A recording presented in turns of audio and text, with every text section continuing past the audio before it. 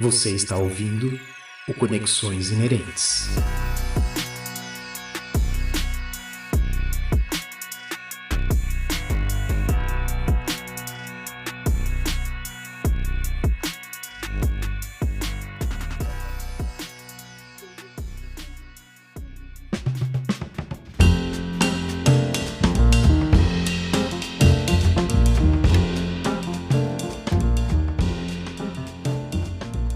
Salve pessoal, que bom estar com vocês novamente por aqui, sejam muito bem-vindas, muito bem-vindos. Eu sou Joel Machado, dando início a mais um episódio do Conexões Inerentes. E depois de um tempinho fora do ar para prepararmos essa nova temporada, a gente volta com tudo e posso garantir que essa nova série vai alimentar a sua curiosidade de uma forma que você nunca imaginou. O tema que vamos explorar nos próximos 6 episódios é sobre comida. Porque, embora comer seja um ato biológico para nossa sobrevivência, hoje em dia a comida está no epicentro de questões que vão muito além do que vemos no prato. Você sabia que o que escolhemos comer pode influenciar não só a nossa saúde, mas a economia global, as mudanças climáticas e até as relações sociais? Cada refeição tem história, ciência, política e cultura por trás. Então, nesta série, vamos sentar à mesa com quem enxerga o mundo através dos alimentos. Vamos conversar com especialistas de diversas áreas que vão nos ajudar a montar um mapa que revela o que está realmente por trás do que escolhemos colocar no prato. E, em muitos casos, das escolhas que não podemos fazer. Nesta série, vamos explorar o universo da comida desde os tempos dos nossos ancestrais caçadores-coletores até os dias de hoje, na forma como produzimos e consumimos alimentos. Vamos abordar os aspectos nutricionais e a ligação entre o que comemos e o crescimento de doenças crônicas, sempre conectando esses temas à realidade social do nosso país. Também vamos discutir sustentabilidade, do agronegócio à agricultura familiar, e entender como esses modelos afetam o meio ambiente e como o alimento chega no nosso prato. A gente vai discutir também os processos de industrialização dos alimentos e os caminhos que percorremos no nosso dia a dia para preparar as refeições. Bom, mas não para por aí, a gente vai falar também de gastronomia, conversando com chefes de cozinha que vão nos contar sobre a nossa relação afetiva com a comida, que vai muito além aí do simples ato de comer. E para fechar a série, a gente não podia deixar de falar da comida que alimenta a nossa alma, né? Aquela que aparece nas músicas, nos livros, nas histórias que a gente conta. Vamos dar uma volta pelo mundo das artes para ver como a comida também mora na cultura, na memória e no jeito que a gente se expressa. Então vem com a gente nessa mesa para saborear todas essas conexões que dizem muito sobre nós, mas também do mundo em que a gente vive.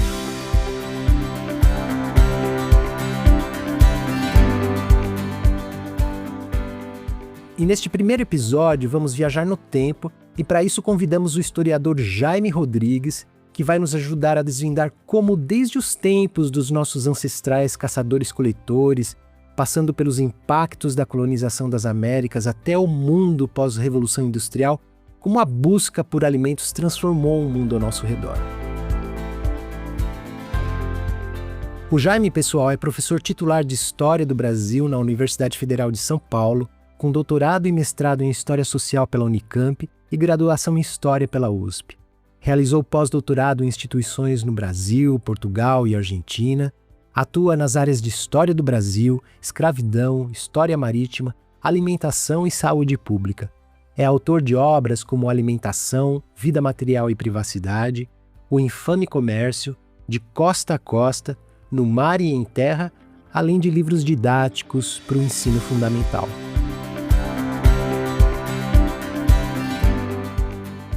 Salve, Jaime, que bom ter você aqui no Conexões Inerentes, muito obrigado pela sua presença. Hoje vamos inaugurar juntos este primeiro episódio desta nova série sobre comida e nada melhor do que começarmos com a história, né? Então, Jaime, seja muito, muito bem-vindo. Quero aproveitar também para dar um salve para Joana Rodrigues, parceira aqui do Conexões Inerentes, e que juntos vamos conduzir essa conversa com o Jaime. Bom, Jaime, para a gente começar, eu queria voltar um pouco lá atrás na história, porque essa relação do homem com a comida já vem de longe, né? Desde os primeiros grupos humanos de caçadores-coletores até mais recentemente, tanto a fome como a busca por alimentos ditaram, de alguma forma, a trajetória da humanidade. Você concorda que muitos dos grandes capítulos da civilização foram, no fundo, aí, movidos por questões ligadas à alimentação? Bom, primeiramente quero saudar o Joel Machado, né, e a Joana Rodrigues, que meus colegas da Unifesp fizeram esse convite tão gostoso, porque vamos falar de um tema que, de fato, se pode pensar nele a partir do gosto, né? E também a todo mundo que está ouvindo o Conexões Inerentes. É, acho que sim, Joel, acho que a busca por alimentos, de fato, ela vai moldar muito do que acontece na história da humanidade, né? A começar pelo fato de que a gente pode pensar que as grandes migrações, né, grandes no sentido da população que havia, sei lá, há milhões de anos sobre a face da Terra, né, mas as migrações, né, de grupos humanos, elas só fazem sentido porque esses grupos estão em constante busca pela alimentação, né? Não é por disputa territorial no sentido mais contemporâneo, né, de dominação sobre os outros, mas eles estão em constante busca, né? Então essas idas e vindas e logicamente tem as mudanças climáticas que levam esses grupos a se deslocarem pelo território, mas eles se deslocam basicamente porque com a mudança climática, muitos alimentos deixam de ser encontrados naquele lugar. Enfim, tudo isso vai levar a uma busca por lugares aonde a comida fosse mais farta, na medida que os grupos humanos também vão, crescendo em número, não é? Acho que é decisivo pensar no alimento como uma motivação da não só da constituição das sociedades, mas sobretudo da espacialização do mundo, né? Como é que grupos que se originam numa determinada região passam a migrar em busca de lugares onde a comida fosse farta. Agora, Jaime, quando os grupos humanos de caçadores-coletores passaram a dominar a natureza através da agricultura, essa transição nos deu, vamos dizer assim, um certo controle sobre a comida, né? A gente começou a armazenar e produzir excedentes alimentares, o que possibilitou um novo tipo de organização desses grupos. Você poderia comentar um pouco sobre esse papel da agricultura e dessas novas relações sociais que surgiram a partir dessa capacidade de controlar a produção de alimentos? Numa linha do tempo assim da história da humanidade, a gente de fato divide os caçadores-coletores como uma grande era, né, que vai, sei lá, de mais de 2 milhões de anos atrás até 10 mil anos atrás, 12 mil anos atrás, né? Então, os caçadores-coletores estão lá no Paleolítico, lutando contra os elementos da natureza, contra a fauna, caçando, coletando e sendo nômades, portanto, né? Na medida em que esses recursos aí alimentícios vão se tornando mais escassos na região onde eles vivem, eles obrigatoriamente se mudam, né, migram, vão para lugares onde haja mais fartura, como eu já tinha mencionado aqui. E a grande revolução, né, a que vai fazer com que a gente mude a nossa relação, né, não só com o alimento, mas sobretudo com a natureza, vem com o Neolítico, né, que vai nos permitir uma porção de coisas, né? O Neolítico é uma grande revolução, né, que é fundamentalmente baseada no domínio das técnicas de cultivo, né, da agricultura, portanto, e da criação de animais, né? A gente tem relatos muito interessantes sobre isso nas pinturas rupestres de diferentes partes do mundo, né? Sobretudo em relação à pecuária. Tem registros nas paredes de cavernas de animais cercados, né, e de homens ou mulheres cuidando desses animais.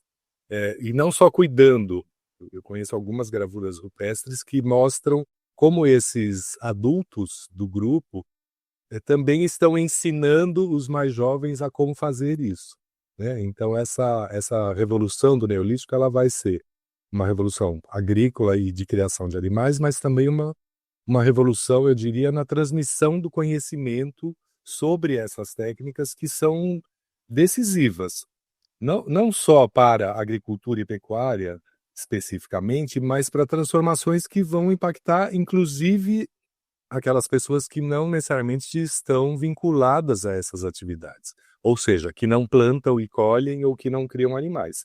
Mas uma das coisas que é produto dessa nova relação com os alimentos é justamente a sedentarização, né? As pessoas deixam de migrar quando há escassez e passam a cultivar a terra, a cuidar da terra, a entender como fazer a terra produzir por mais tempo, né? Quais são, enfim, os alimentos que também servem ao gado e não necessariamente aos seres humanos e, portanto, precisam ser preservados como um bem, né? Mas então começa a ter um saber aí em torno dessas questões que a gente pode chamar de alimentares, mas que são da própria organização da sociedade, né? Que vão decorrer, então, da possibilidade de ficar no lugar, né? Se tornar sedentários, e também vamos inaugurar com isso a divisão do trabalho, né? Vai ter pessoas que fazem o trabalho agrícola e de criação de animais e outras pessoas passam a ser dispensadas disso. E aí a parte que eu já não tenho bem certeza se a gente não fracassou na civilização, porque começa a constituição dos poderes.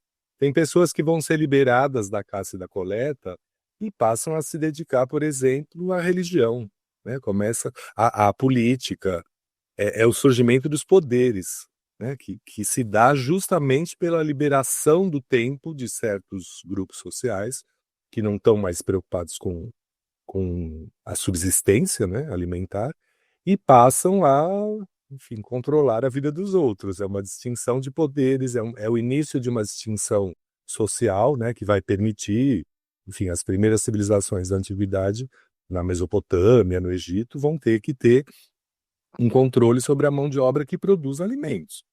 É porque elas se situam, né, em regiões, não por acaso, regiões fertilizadas pela natureza, né, pelo complexo das cheias e vazantes dos rios, e as margens dos rios vão ser os grandes lugares da produção agrícola, né? Então, a China, a Índia, todos os lugares onde há grandes rios vão ser os lugares de surgimento das civilizações. Por quê? Porque tem terras férteis e porque permitem, com essas terras férteis, uma produção de alimentos capaz de manter aquelas pessoas sedentarizadas.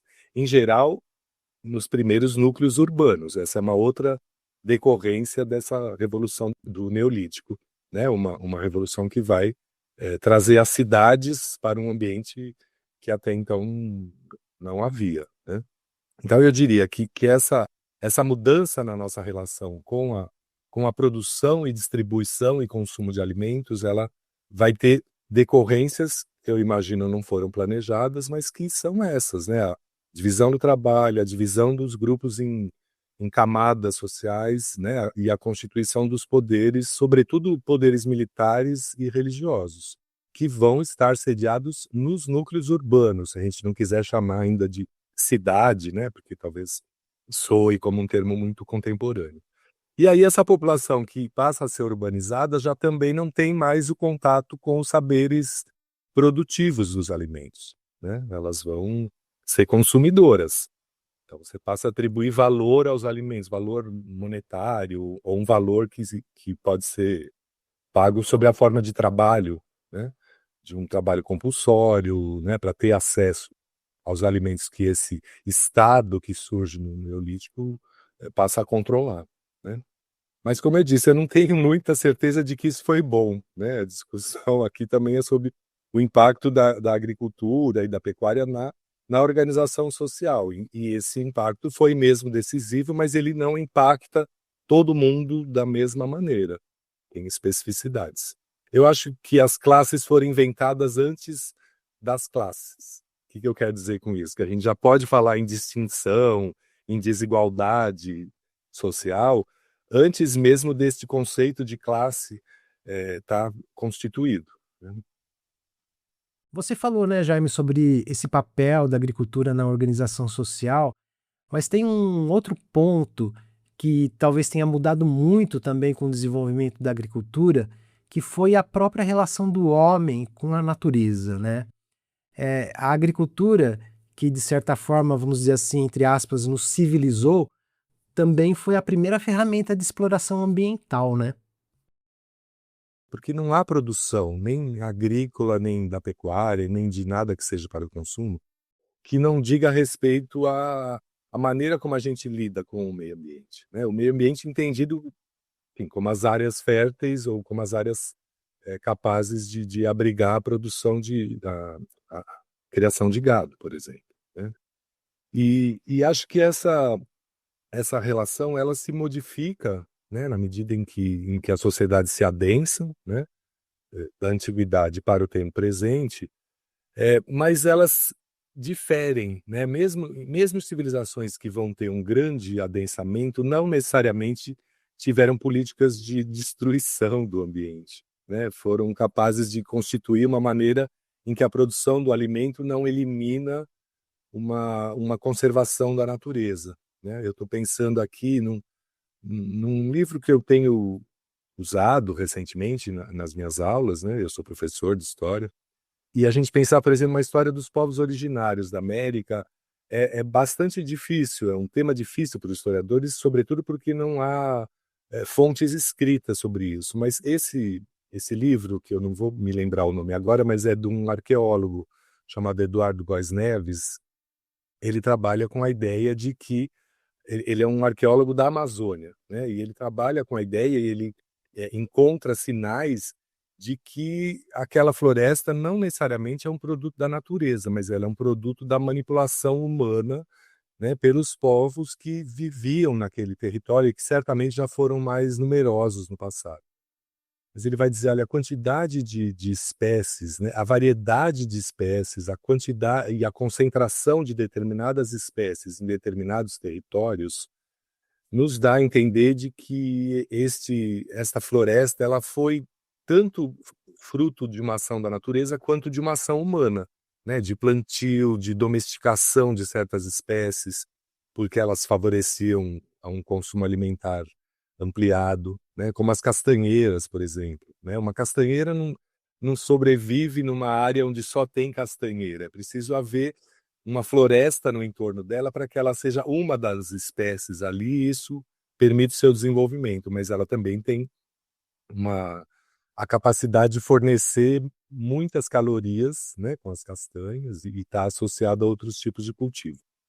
Então ele vai nos mostrando, né, na sua obra, de que aquilo é tanto uma diversidade botânica natural quanto uma diversidade botânica manipulada no sentido da não destruição, né, da conservação e da ampliação da diversidade, né?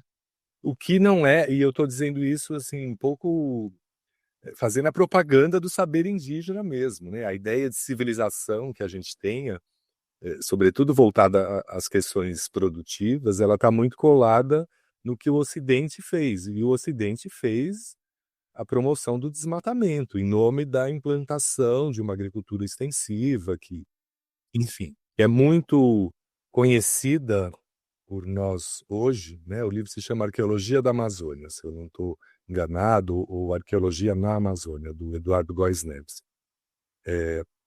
Mas as civilizações do Ocidente, pelo menos desde o momento em que eles chegam à América e encontram uma realidade diferente da Europa, essa civilização tem promovido sistematicamente a destruição em nome de uma agricultura que não necessariamente é de subsistência, né? De provimento das necessidades dos moradores locais. Não, é uma agricultura extensiva de um único produto, em geral, para a exportação.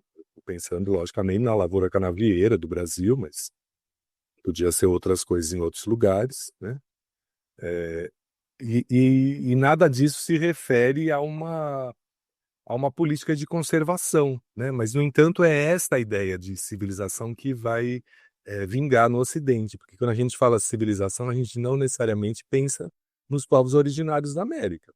Ao contrário, eles são vistos como os incivilizados, os incultos, talvez que não dominassem a linguagem escrita, mas a verdade é que eles foram capazes de manter as suas populações em constante expansão a partir logicamente, mantendo migrações quando o território já não era mais capaz de alimentá-los, mas também domesticando alimentos, né, de uma maneira muito interessante e transmitindo esse saber oralmente para gerações seguintes, né? Não há notícia de mortes por fome entre os povos originários da América. Talvez os maia tenham desaparecido por esse motivo, mas em função de um cataclisma climático, de alguma coisa que não foi necessariamente decorrente da ação deles sobre o espaço da natureza, né? Sobre o mundo natural. Tem um livro também muito interessante de um historiador chamado, agora eu me lembro o nome dele, me lembro o nome do livro, Warren Dean. Warren Dean tem um livro chamado A Ferro e a Fogo, que é uma história da devastação da Mata Atlântica para a introdução das práticas de agricultura exportadora, né? E aí ele está falando do século XVI para diante, né? Quer dizer, é uma coisa deliberada, a derrubada das matas para a extração do pau-brasil, porque tem um valor monetário, a derrubada das matas para a implantação da lavoura canavieira ou de fumo, né, no entorno ali do Salvador, do Recôncavo Baiano, tudo com atribuição de valor, né? Nunca com um sentido conservacionista, né, ou preservacionista. Pensando nesse saber indígena tão pouco valorizado que você comentou, Jaime, e refletindo sobre os primeiros tempos aí da colonização, muitas vezes a gente tem a impressão de que os colonizadores chegaram com todo o conhecimento necessário para se estabelecerem aqui, né? Mas, na verdade, houve uma grande dependência do saber dos povos originários, não apenas em relação ao domínio do território, mas também sobre os alimentos que existiam por aqui, né? Essa relação com este novo espaço que a América representa para os povos europeus, ela não é só uma relação de eles vêm nos trazer um ensinamento e esses ensinamentos alimentares, inclusive, vão ser implementados. Não, uma relação de troca absolutamente interessante. E nos primeiros tempos, uma relação de dependência absoluta dos europeus em relação ao território. Pensa o que é um sujeito que veio lá numa expedição portuguesa e que adentra o interior do território porque está em busca de, sei lá, de riquezas minerais, de qualquer coisa que valha dinheiro. Ele não sabe o que é um alimento venenoso, o que é um alimento comestível. Ele não sabe que a abelha produz mel e qual aquela que vai atacá-lo se ele for tentar mexer na colmeia. Ele não sabe qual água está própria para o consumo ou não. Para tudo isso, ele depende de um saber dos povos originários, né? Então, não dá para simplesmente dizer que a colonização é um processo de imposição, né, feito dos europeus sobre nós. É também uma relação de troca. Não estou dizendo que é uma igualdade, longe de mim contestar o colonialismo, né? Mas eu estou dizendo que, entre outras coisas, os indígenas colocaram à disposição dos europeus uma série de saberes envolvendo o cultivo de alimentos que não são poucos, né? Vamos falar da mandioca, do milho, da batata, da erva mate, do tomate, do cacau, apenas para falar dos alimentos que eram nativos da América e que não eram conhecidos em outras partes do mundo, né? Esses alimentos tiveram uma penetração global, né, que não é reconhecido em absoluto, né? Ninguém entra num restaurante italiano, por exemplo, e pede uma massa e fica pensando, que bom que os indígenas produziram e domesticaram o tomate, porque agora eu posso pôr molho na minha massa. Não, a gente acha que aquilo é italiano por definição. Os indígenas não ganham nem o reconhecimento pelo seu saber e muito menos royalties, né? Que royalties se paga para tudo hoje em dia, mas não para saberes indígenas, né? Esses daí são simplesmente desconsiderados e desmonetizados, né? E não é só nessa relação cotidiana, né? Eu acho que há também, no âmbito de uma história da alimentação, eu conheço alguns textos, algumas histórias gerais da alimentação, basicamente escritas por historiadores europeus. Curiosamente, a história da Europa é a história do mundo, né? Então, assim, você pega um livro de história da alimentação, não vai falar sobre essa... Fala sobre a viagem dos alimentos, mas não fala sobre a contribuição em termos civilizatórios, que os povos originários da América deram ao domesticar todas essas plantas que eu mencionei aqui, né? E introduzi-las num consumo que é mundial hoje, e que a gente eventualmente pode até pensar, nós, de onde será que veio o hábito de comer chocolate, né? Mas não é uma coisa que nos paralisa. Agora, ela é um saber apropriado, né? Um saber apropriado e transformado, né? Os mexicas, né? Os toltecas consumiam chocolate na forma de um líquido, né? Era uma bebida para ser sorvida, provavelmente em ocasiões rituais. E os espanhóis transformam essa bebida numa outra coisa, né? Hoje é um doce açucarado, é uma coisa que já não é mais, pode ser líquido também o consumo, mas quando você fala chocolate, você pensa numa barra, numa coisa sólida, né? E curiosamente, os historiadores da alimentação, europeus sobretudo, não dão o crédito a quem de direito, né? O próprio Fernand Braudel, que é um importante historiador francês, tem, enfim, inúmeras contribuições, nesse campo deu uma mancada, né? Ele falou, existem as plantas da civilização, né? O trigo na Europa, o sorgo, o centeio na Rússia, o arroz na China e na Índia, que são, por que plantas da civilização? Porque o consumo, né, a larga produção e o consumo garantiu a existência dessas que são as chamadas grandes civilizações. Eu quero fazer a propaganda da mandioca, cara. A mandioca é e o milho são os grandes alimentos da civilização nas Américas, né? Antes e depois da chegada dos europeus. Mas, assim, o problema não está na definição de quais são os alimentos da civilização. O problema está em qual civilização queremos valorizar, né? E certamente os índios da América não estão entre elas. Eu estou tentando aqui ser um pouco contestador de uma visão que não só para a história da alimentação, mas para a história de uma forma geral, coloca a Europa no centro e todo o resto como acessório, como menos relevante, e como a gente que eu digo, nós do continente americano, muitas vezes compramos essa maneira de enxergar o passado.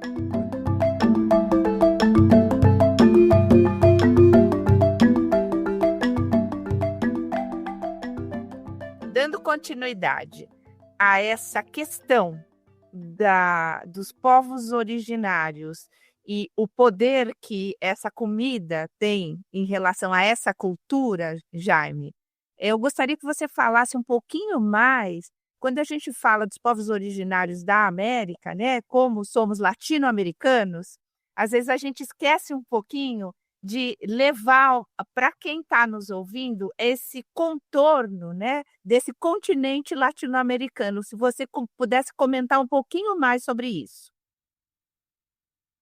Bem, eu acho que como em termos numéricos essa população, né, originária da América declina, no Brasil em particular, talvez a gente não tenha uma consciência da diversidade desses povos e das heranças que eles nos deixaram, sobretudo em relação ao consumo de alimentos, né?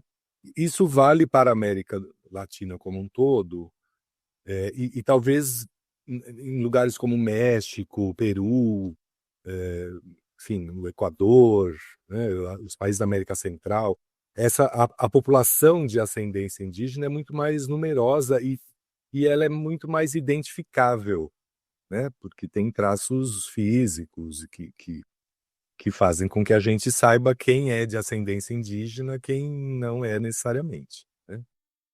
Então, não só os próprios alimentos, mas as formas de fazer, os hábitos alimentares que se perpetuam, certos orgulhos que as pessoas têm em relação ao consumo de determinadas coisas, ou então a uma estigmatização, vamos dizer assim, não como determinada coisa porque isso é hábito de índio, né? No Brasil, por exemplo, no Brasil colonial, não sei, talvez não possamos nem chamar de Brasil, porque Brasil é uma construção muito posterior, mas na época colonial, nos territórios que os portugueses dominam, já há um certo preconceito, por exemplo, em relação ao consumo de mandioca, né? Mandioca era uma coisa entendida como comida de bugre, né? E eu posso falar aqui de indígenas desta região, sem me referir a povos em particular, porque a mandioca está disseminada por todo o território, do Rio Grande do Sul ao que é a Amazônia hoje, até as fronteiras com os outros países da América do Sul. O consumo da mandioca se estende por todos esses lugares, e as formas de fazer a farinha são praticamente as mesmas. Por que eu posso falar isso com segurança? Porque todos os cronistas coloniais, desde o século XVI até os viajantes estrangeiros do século XIX que vêm ao Brasil, descrevem a mesma coisa. O tipo de planta, a maneira como ela é plantada, o tempo entre o plantio e a colheita, quanto é. Claro, há variações conforme as latitudes, lugar que chove mais, lugar que chove menos, isso pode demorar um pouco mais a colheita, mas a forma de fazer, né, de ralar a mandioca, de secar, de fazer aquele tabuleiro para o beiju, da produção dessa farinha em 2 formatos, né, uma farinha para consumo mais imediato e outra que tem uma durabilidade enorme e que vai desembocar naquilo que eu chamo de viabilidade da colonização portuguesa da América. Eu estou aqui defendendo a mandioca, mas há boas razões para isso, né? Essa farinha que era produzida na colônia e que pode ser guardada por bastante tempo, ela viabiliza subsistência, ela viabiliza comida em épocas de seca, né? Ela viabiliza o abastecimento de regiões que estão enfrentando também problemas enfim, falta do alimento. Ela viabiliza as viagens, né? Um navio que vem de Portugal ao Brasil, ou que para no Brasil para fazer uma escala, mas ele está indo para a África, ele está indo para a Índia. Essa é uma viagem longuíssima. Tem viagens que duram 1 ano, 18 meses, e sem parada para abastecimento. As paradas, às vezes, se fazem no Brasil justamente para abastecer de farinha de mandioca e carne seca, que são alimentos bastante duráveis e capazes de suportar uma viagem a essa distância, né? Então eu digo e insisto nisso, de que a mandioca viabilizou a colonização, a conquista e a colonização da América. E mais do que isso, né? Ela vai ser espalhada aí. Não é exatamente o que você perguntou, Joana, mas eu já vou emendar com a ideia de que a mandioca é uma das grandes contribuições para a chamada viagem dos alimentos, né? Que é essas trocas que entre os continentes se faz das plantas, sobretudo, mas também de algumas espécies de animais, né? E é um saber indígena, né? Como domesticar, como tirar o veneno, como produzir o que eles chamavam de farinha de guerra, que é uma farinha que também servia para abastecimento de tropa, né? Ou uma farinha para consumo mais imediato.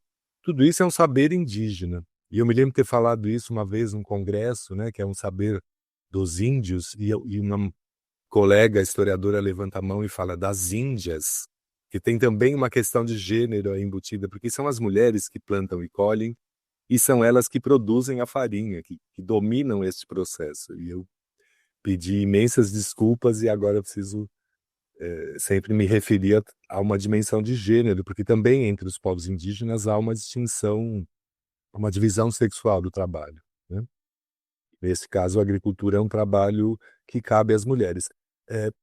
Isso um pouco nos ajuda a entender a desestruturação do mundo indígena diante da colonização portuguesa, porque uma das coisas que os portugueses vão fazer ao impor o trabalho forçado aos índios é fazê-los trabalhar na agricultura. Isso não era trabalho masculino antes da chegada dos europeus. Então, botar um homem para trabalhar na agricultura da cana, por exemplo, é destruí-lo em termos morais, né? Porque isso sempre foi trabalho de mulher. Apesar da força física ser um atributo masculino, não era. Os homens caçam e pescam e coletam frutos, né? As mulheres cuidam da agricultura. Por quê? Porque elas também cuidam das crianças, então elas cuidam do espaço sedentarizado, enquanto os homens se embrenham na mata, ficam, né, em épocas de caçada, vão à guerra em lugares distantes, então eles não podem cuidar da agricultura. A agricultura e a criação de animais requerem cuidados cotidianos, que só quem está sedentarizado é capaz de dar.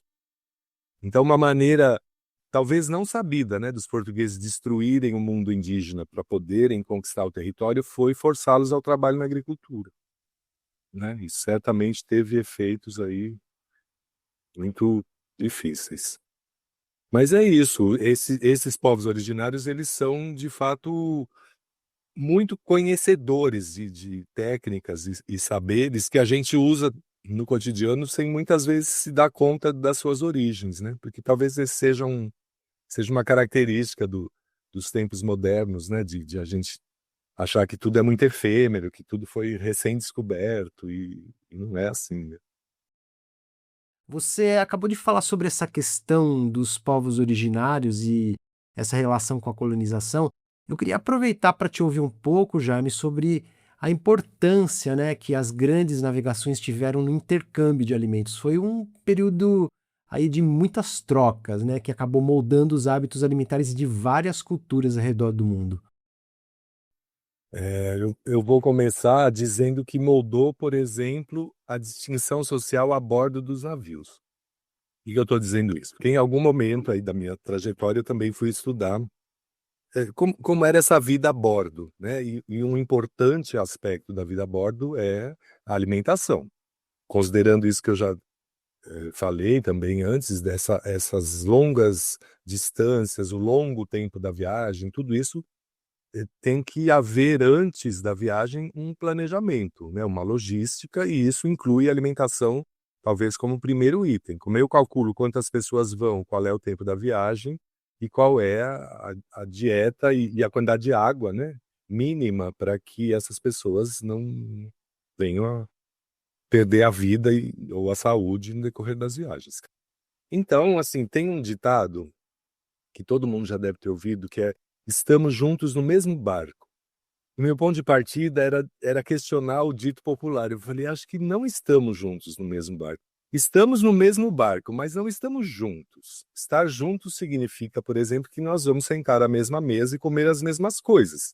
E estamos aqui nesse espaço tão limitado, como é que eu vou separar o que é dos oficiais e o que é dos trabalhadores braçais, né, dos marinheiros? Diferenciando, né? Tem coisas que estão acessíveis para oficiais e outras que não estão. Os alimentos mais frescos,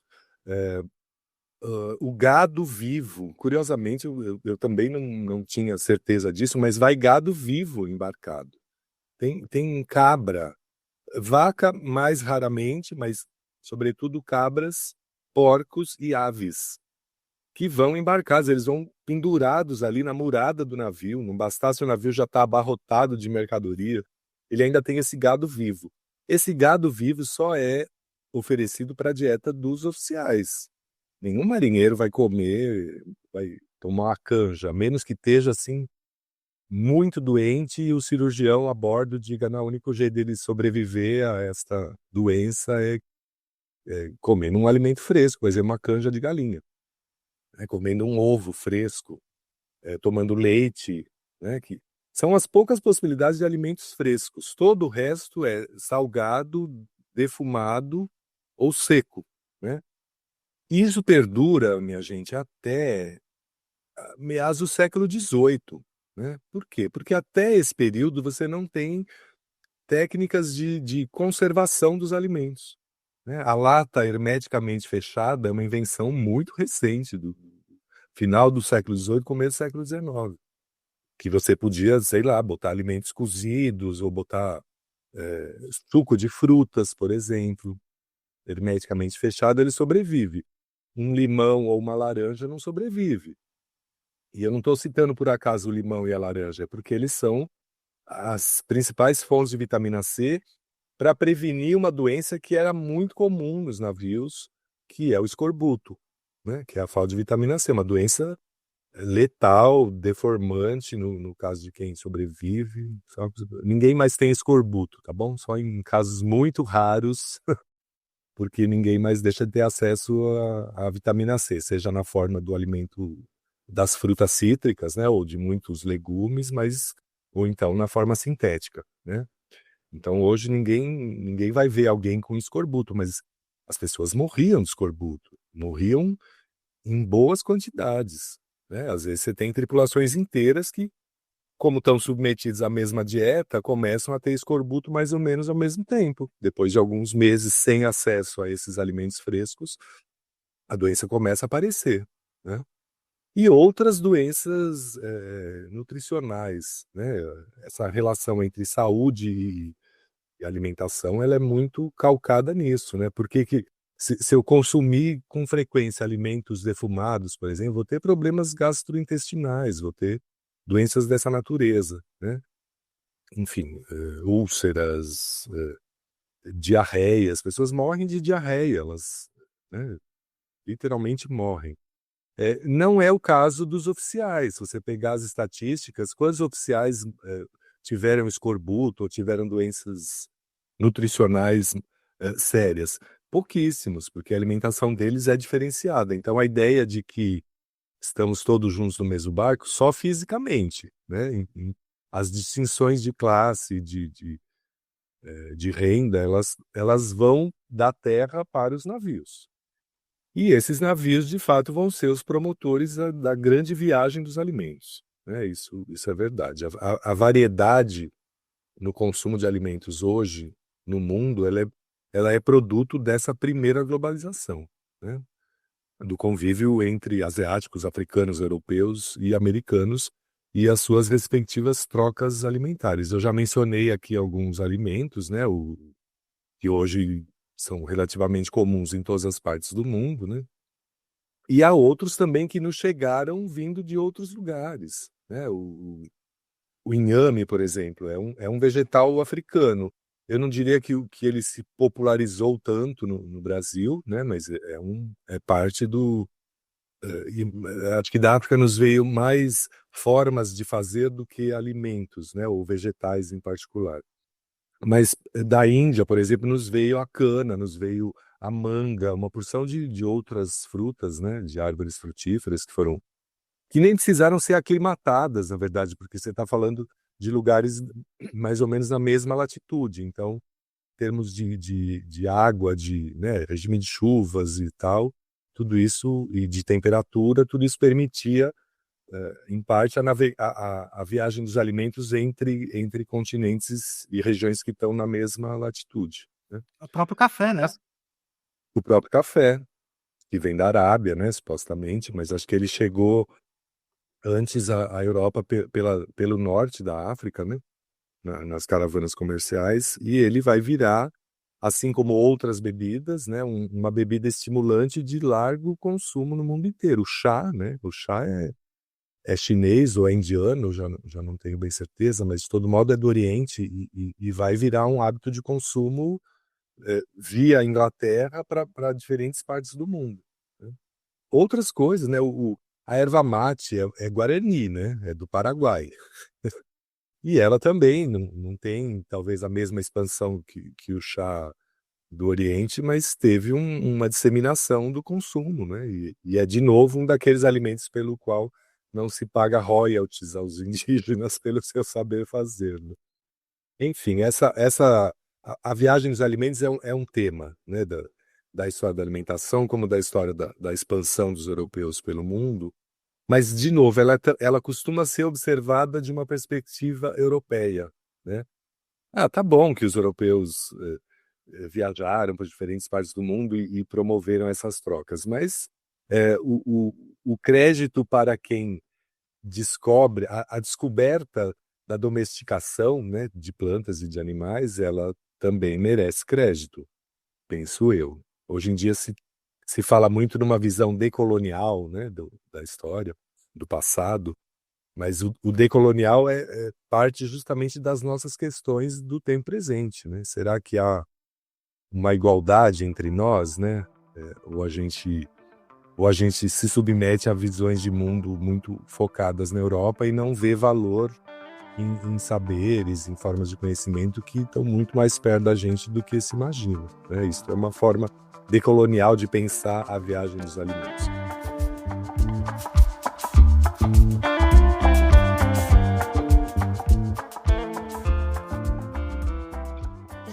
que esse quadro que o professor Jaime está nos pintando e nos apresentando em altos relevos fala também de conflitos, fica aqui uma pergunta para a gente orientar os nossos pensamentos. Há conflito nesse conceito que afirma que a nossa comida brasileira é uma mistura das culturas, né? Então, tem elementos indígenas, elementos africanos e europeus. A gente pode pensar que há aí, neste conceito, um conflito ou não? Pode, Joana, mas em geral, quando se diz isso, se pensa numa uma espécie de uma união fraterna, né? Dos africanos nos veio tal coisa, dos europeus tal coisa, e dos povos originários outras coisas. É verdade que é assim, mas eu sou daqueles que combate a ideia de que a feijoada é africana, a não sei o quê, a macarronada é italiana, e que a gente convive com isso sem perdendo um pouco a dimensão conflituosa desse processo, né? Acho que sim, há fusões, há contribuições, há sincretismo, se é que a gente possa falar isso. A palavra é um pouco maldita, né? Quando a gente fala sincretismo, parece que tem um elemento dominante e os outros dão as suas pequenas contribuições. Logicamente, num processo violento como foi a colonização, as contribuições, por vezes, são, de fato, menores, por parte daqueles que tiveram que se submeter para sobreviver a esse sistema, mas elas também, por vezes, são contribuições que a gente não reconhece como contribuições, né? Por exemplo, nessas épocas de fome, em que os administradores coloniais se queixam, não tenho o que comer, então estamos com dificuldade para manter a produção agrícola, né, do açúcar, principalmente. Isso não leva em conta, por exemplo, a existência de uma coisa que era bastante comum, se chamava roça escrava. O que é a roça escrava? É um pequeno pedaço de terra que os escravizados de uma determinada propriedade negociam com o seu senhor que eles possam usar essa pequena roça, que em geral é no terreno menos fértil, né? Porque todo bom terreno era usado para agricultura açucareira. E é fruto de uma barganha, que é uma coisa que em geral a gente não pensa quando se refere à escravidão. É uma barganha. Os escravizados têm um poder de barganha que faz com que o senhor lhes ceda um pequeno pedaço de terra para que ali eles produzam bens, né? Basicamente mandioca e a criação de pequenos animais, para consumo das suas famílias nas senzalas ou para trocas que eles faziam com escravizados de outras propriedades vizinhas, né? Então você vai tendo aí um novo sistema produtivo que logicamente não é decisivo, logicamente não é isso que vai determinar, né, os rumos do futuro, mas vai constituir uma tradição, né, uma tradição de diferenças de classe. Elas também apontam para diferentes formas de encarar a produção, as trocas, o valor que se atribui aos alimentos, sobretudo, né? E como isso, de alguma maneira, vai gerar uma questão que, do meu ponto de vista, está interligada à questão dos alimentos, né, e da produção de alimentos para o consumo, na história do Brasil, mas que, em geral, a gente trata como um assunto separado. Tem uma coisa que os escravos, ou os egressos do cativeiro, depois de 1888, quando disseram acabou a escravidão, logicamente estou acelerando o processo. Isso também não foi nem um pouco distante do conflito. Teve muito conflito em torno disso. Mas uma das propostas dos porta-vozes dos escravizados ou dos próprios escravizados era que tivesse uma coisa que nunca teve no Brasil, que se chama reforma agrária, né? Esse acesso a pequenas parcelas de terra que não sejam destinadas exclusivamente à produção para a venda, mas sim para consumo. A gente pode pensar em termos de agricultura familiar, né, de pequenas propriedades, que não estão pensando, eu vou plantar soja para vender para a China. Não, está pensando, vou produzir coisas que esta terra seja capaz de produzir, mediante as suas características, né, climáticas, de fertilidade, não sei o quê, e vou trocar, e vou consumir esses alimentos, eu vou trocar esses alimentos por outras coisas que são importantes de ter. Quer dizer, o acesso à terra, né, ele foi bloqueado no Brasil depois do fim da escravidão, né, porque isso seria tema talvez para um outro programa, né? E esta é uma questão que vem se arrastando desde então na história do Brasil. Nós estamos falando da República, né? Nós estamos falando de um tempo que houve uma diminuição dos direitos, inclusive os direitos alimentares. Isso, e começa, então, no Brasil, uma discussão muito duradoura, que até onde eu consigo localizar vai mais ou menos até a década de 1980, 1990, que é uma coisa assim, mas olha, de fato, há um reconhecimento de que a fome é um problema. Mas o que é que resolve o problema da fome? É distribuir renda ou é dar educação para o povo?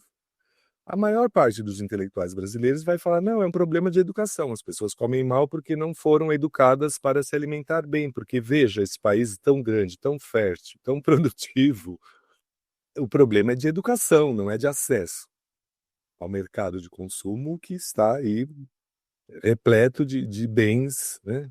E, desculpa, só está acessível para quem tem como consumir, né? Eu estou me lembrando de uma experiência, ela é pessoal, mas ela pode ser expandida, né? Eu era um professor da rede pública no final dos anos 80, começo dos anos 90, que foi quando, depois da Constituição de 88, se disse que as escolas tinham que oferecer merenda escolar aos estudantes. Não é um refeitório, é uma merenda feita na escola, não trazida de casa. E isso deu um debate enorme, inclusive no interior das escolas, porque as escolas diziam que elas não eram nem restaurante nem creche. Então, dar comida para a criança não era obrigação da escola e nem do orçamento da educação. E outros que diziam, mas sem comida não tem nem possibilidade do aprendizado, né? E a distribuição de renda é péssima, então a escola acaba se tornando um dos lugares privilegiados da discussão sobre alimentação no Brasil, que era uma discussão que vinha do começo do século XX, né? Tinha basicamente 3 lugares que os intelectuais discutiam como é que a gente vai intervir com políticas públicas nas questões alimentares. É na escola, é no refeitório da fábrica e é nas casas, né? Mas basicamente falando de educação e não de renda do trabalhador. Começam a fazer as pesquisas mais incríveis, os inquéritos alimentares, as pesquisas de padrão de vida para descobrir o que é que o pobre come. Olha, o pobre come o que o salário dele permite, né? Se você pegar as cadernetas das pesquisas de padrão de vida, vocês vão ver que não há distinção nos hábitos alimentares de uma família italiana e de uma família baiana, né? Elas compram macarrão, elas compram linguiça, elas compram óleo, elas compram os mesmos ingredientes porque é o que elas podem comprar. Parece que a gente está falando de um mundo outro, né? Onde a distinção dos hábitos, a cultura alimentar não existe. De fato, talvez ela não exista. Existia era uma premência em sobreviver até o dia seguinte, consumindo as mesmas coisas, independentemente da sua origem, né? Então, a gente tem aí uma porção de conflitos envolvidos nessa temática que estão, enfim, que formam esse trio, né? Alimentação, saúde e fome. Como é que uma decorre da outra, né? Claro que há, Joana, retomando sua pergunta, eu não tô fazendo essa volta para não responder. Claro que há contribuições de europeus, povos originários e povos africanos que vêm ao Brasil e que nos formam, né? Eu não estou negando isso, que nos civilizam. Mas todas essas contribuições, no que não é europeu, elas ficam um pouco escondidas por trás de uma narrativa que diz, bom, eles deram lá sua contribuição, mas aí você vai ver, acaba, né, resvalando na feijoada, nas comidas de santo, que tudo bem, eu não estou negando a relevância dessa contribuição, mas eu acho que elas são limitadoras no sentido que no- confortam a maioria das pessoas e não faz com que elas fiquem curiosas em saber como é que chegamos até aqui nesses conflitos que envolvem terra, fome, saúde e de quebra alimentação, porque a alimentação tem a ver com todos esses temas que são fundamentais para a gente entender o Brasil. E não só a história passada, o Brasil do tempo presente, né? Bom, Jaime, o nosso tempo já está acabando, mas para a gente fechar e você concluir, eu queria te ouvir um pouco sobre as mudanças que surgiram a partir da Revolução Industrial. Porque a industrialização e a própria lógica capitalista redefiniram profundamente não só a produção e o consumo de alimentos, mas também a forma como a gente se relaciona com a comida hoje. Na sua visão, o que mudou a partir daí? Eu acho não, né? Eu tenho certeza de uma perspectiva de longa duração, assim, olhando para os séculos passados, que a Revolução Industrial é um marco na maneira como nós nos relacionamos com os alimentos, né? Eu falei um pouco dos alimentos hermeticamente, em embalagens hermeticamente fechadas, as descobertas que vão, científicas, né, que vão, enfim, levar à cura de uma porção de doenças nutricionais, tudo isso é muito relevante, né? Mas há outras transformações que talvez a gente no nosso dia a dia se dê conta ou eventualmente não, né? Mas o fato é que a industrialização e, a, e as transformações do capitalismo, elas vão mudar muita coisa, né? Mudar, por exemplo, a forma da elaboração dos ingredientes, né? Vamos pensar assim que muito tempo atrás era comum que as pessoas tivessem, sei lá, hortas, ou tivessem acesso a temperos, a coisas que, enfim, que elas usam, né, que são ingredientes para a preparação dos alimentos, e que cada vez mais estão distantes de nós, né? Eu não conheço mais nenhuma casa nas cidades, pelo menos nas grandes cidades, que tem um galinheiro, por exemplo, né? Que era uma coisa bastante comum, talvez uma geração antes de mim, ou mesmo na minha geração, quando eu era criança, né? Pequenas hortas, no ambiente urbano, tudo isso, se não desapareceu completamente, está em processo de extinção, né? Mas mudou muito mais coisa. Por que que eu estou falando isso, acionando a Revolução Industrial como marco? Porque a terra também acaba virando mercadoria portanto, esses territórios que podiam servir para um abastecimento mais caseiro, eles passam a ter valor de mercado, por exemplo, a construção de grandes edifícios e condomínios, e, portanto, a relação com o preço da terra urbana ela se transforma, né? Mas muda também, por exemplo, a forma de preparo conforme o público ao que o alimento se destina, né? A quantidade que se cozinha, as próprias fontes de energia para o cozimento, né? Que era, sei lá, o carvão ou, ou a lenha, né? Passa a ser o gás, passa a ser energia elétrica. Tudo isso depende de uma produção massiva de energia que não se dá ali no âmbito local, que vem, né, de grandes usinas, de grandes redes de distribuição, tudo isso faz mudar. Muitos eletrodomésticos e equipamentos de cozinha também vão modificar a nossa relação com os alimentos, né? Por exemplo, na década de 1930, num estudo que eu fiz sobre alimentação popular em São Paulo, uma das coisas que se propunha, que alguns especialistas em nutrição e saúde pública propunham, era a criação de um negócio chamado feijoaria, né? Do mesmo jeito que tinha padaria, onde você compra o seu pão, você não faz mais pão em casa, ia ter um lugar que vendia feijão pronto na quantidade que o sujeito quisesse comprar para consumo naquele dia, porque não existia um negócio chamado panela de pressão. E cozinhar feijão era um transtorno, era uma coisa demorada. Cuidar de uma casa, ainda ter que ficar de olho no feijão cozinhando na lenha, levava um tempão. Então, foi uma ideia que não deu certo, mas a panela de pressão deu certo. A feijoaria não existiu, mas a panela de pressão, os eletrodomésticos, a batedeira, tudo isso só vai ter sentido com a produção de energia em larga escala, né? Enfim, então tem essa questão, né? A organização mesmo dos espaços onde a gente se alimenta, né? Se é um refeitório de fábrica, por exemplo, a fábrica vai ser um lugar de concentração de gente. A fábrica é o lugar por excelência da industrialização. Mas como é que alimenta tanta gente numa jornada de trabalho tão longa como a dos operários? É preciso ter um refeitório, que ou esse cara leva comida de casa, ou lhe é oferecido uma refeição dentro das fábricas.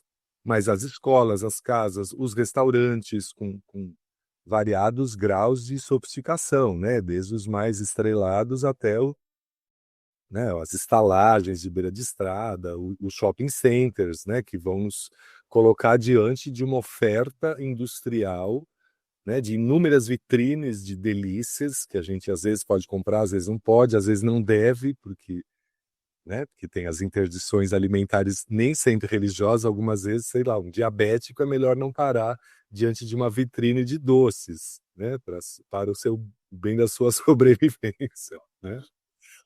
Mas como mais nós somos afetados a partir da industrialização? Pela propaganda, né? Pela propaganda que nos chega até quando a gente não quer. Nas redes sociais, na televisão, no outdoor, na rua, em todo lugar tem propaganda te incentivando a consumir certos alimentos, né? Como mais nós fomos afetados? Pelo adoecimento, né? Esse excesso, né? Por exemplo, o excesso de consumo de açúcar, o excesso de consumo enfim, alimentos de vegetais contaminados por agrotóxico numa quantidade como nunca se usou na história deste planeta, né? Tudo isso tem nos levado a epidemias que têm a ver com a questão nutricional. No passado foi o escorbuto, mas no presente é a obesidade. No presente são certos tipos de câncer que tem a ver com hábitos alimentares pouco saudáveis, né? Ou com, enfim, venenos que nos chegam sem que a gente saiba que está consumindo. Venenos esses produzidos pela indústria, né? Para aumentar a produtividade no campo, enfim. E acho que tem uma última que eu posso mencionar, que é decorrência dessa industrialização, que é o distanciamento do consumidor em relação ao lugar onde a produção acontece, né? Ao ponto de, eu conheço algumas crianças que não sabem qual é o formato de uma galinha viva, ou de um pé de jabuticaba, nunca viram, né? Elas conhecem galinhas em pedaço numa bandeja de isopor vendida no supermercado, ou a jabuticaba já colhida sendo vendida na barraca da feira. Mas entender que tudo isso compõe unidades diferentes é uma coisa que está cada vez mais longe de nós, né? Porque o espaço da produção alimentar está muito distante do lugar onde o alimento é consumido, né? Então isso é decisivo, né? E outras, o fast food, o alimento ultraprocessado, o alimento orgânico, tudo isso são decorrências de um mundo industrial e eu diria, de uma aceleração do tempo, né? Por que fast food? Por que eu preciso ter acesso ao alimento tão rápido, comer tão rápido? Porque eu tenho cada vez menos tempo. Quando eu digo eu preciso situar o meu lugar no mundo, né? Uma pessoa muito, muito mais rica do que eu certamente tem uma mesa mais farta, pessoas que lhe servem, acesso a alimentos orgânicos, o que para mim é um paradoxo, né? Chamar o alimento de orgânico é quase uma redundância, mas eu sei o que isso quer dizer. É um alimento que é livre de agrotóxicos e que, até talvez por isso, tem uma durabilidade menor, então precisa ser comprado e consumido mais rapidamente, mas ele também custa mais caro. Portanto, ele está inacessível a uma porção de gente que não tem renda suficiente para comprá-lo, né?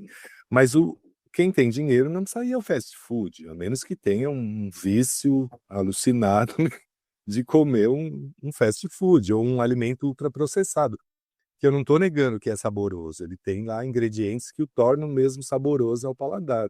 Tem uma ciência, né, por detrás disso. Mas certamente também tem uma distinção de classe, né? Eu duvido que a obesidade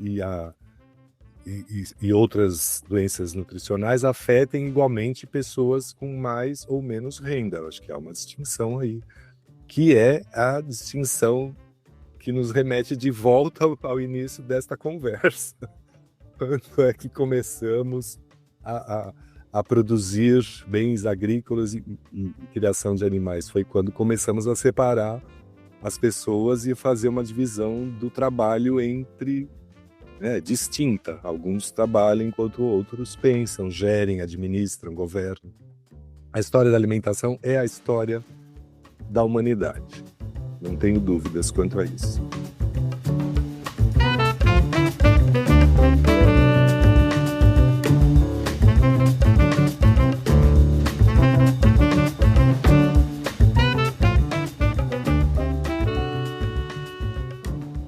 E assim a gente encerra esse passeio riquíssimo pela história da comida. Muito obrigado, Jaime, por compartilhar tantos conhecimentos e reflexões com a gente.